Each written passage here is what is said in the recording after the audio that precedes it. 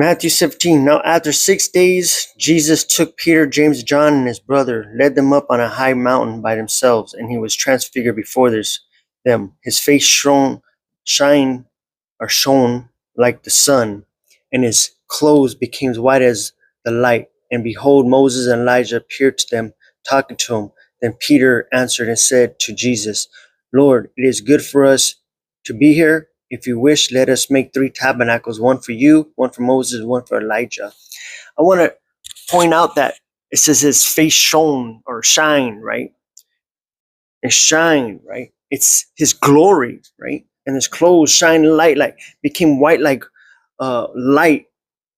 And behold, Elijah and Moses was there, right?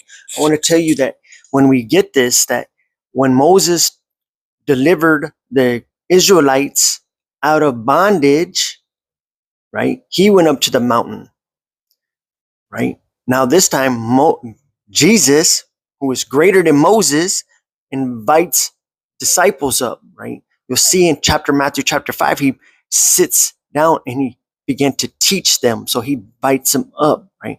But this time he shows his glory. When we read Moses, it says that he had to put a veil over his face because the shine, the glory, the Shekinah was too much for the people of Israel to see, that they were in fear. But when Jesus does it, it was on full display, right? No one needs to fear. We come boldly before the throne of God, right? Jesus delivers Israel out of bondage. Those that follow were delivered, right? And those that didn't follow in Israel were condemned, the Pharisees and the scribes. I want to tell you that Jesus is greater than Moses. He's greater than Elijah. They were the ones that talked to the God on the mountain. What does that mean? Jesus is God. He were talking to Jesus. Jesus says, no one to see the Father, but only the Son of God, right? Only the one that came from God, right?